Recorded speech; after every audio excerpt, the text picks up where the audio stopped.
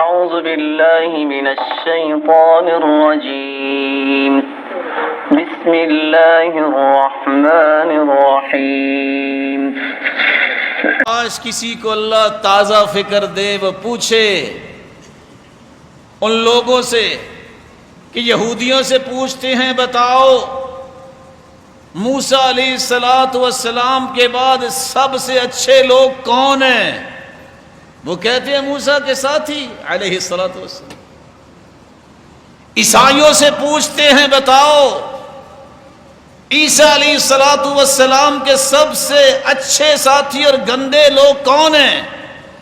کہتے ہیں جو حواری تھے سیدنا عیسیٰ کے ساتھ وہ سب سے اچھے، جو مانتے نہیں ہیں ان کو اللہ کا بیٹا کہتے ہیں وہ گندے لوگ۔ موسیٰ علیہ السلام کے اچھے لوگ جو ساتھی تھے، جو مخالف تھے وہ گندے لوگ۔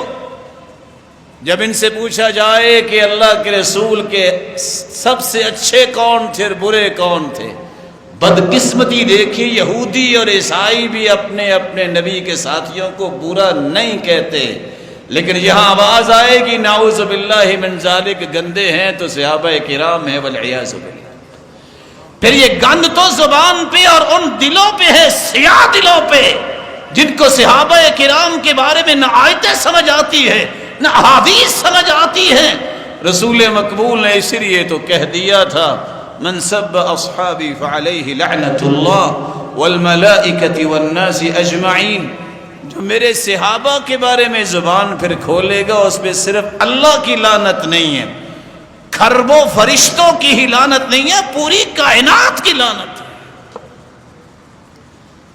تو پیغام یہ ہے اس محرم کے مہینے کا کہ اگر عظمت کے لائق سمجھو محمد مصطفیٰ کے بعد تو صحابہ کرام کو سمجھو۔ ناظرین کرام، اللہ معاف فرمائے، اللہ لوگوں کو ہدایت دے جو صحابہ کرام کے خلاف بکواس کرتے ہیں۔ تمہاری یہ حیثیت کیا ہے؟ تم کون لوگ ہو جو صحابہ کے خلاف باتیں کرتے، صحابہ کے خلاف بکواس کرتے، صحابہ کو گالیاں دیتے ہیں؟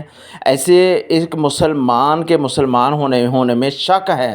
ہمیں ایسا نہیں کرنی چاہیے، اور اس ویڈیو کو زیادہ سے زیادہ شیئر کریں تاکہ اس مسائل کا لوگوں کو پتہ چل سکے۔ قاری صہیب صاحب کا بیان جو ہوتا ہے بہت ہی واضح اور صاف ستھرا دلیل کے ساتھ ہوتا ہے۔ قاری صاحب کا ہر بیان ہمیں بہت اچھے طریقے کے ساتھ سمجھ آ جاتا ہے، لوگ بڑے اچھے طریقے کے ساتھ ان کا بیانات سنتے ہیں، خوش ہوتے ہیں۔ اللہ سے دعا اللہ رب العزت ہمارے استاد محترم کو صحت والی زندگی دے اور استقامت دے، اسی طرح وہ دین کی خدمت کرتے رہیں۔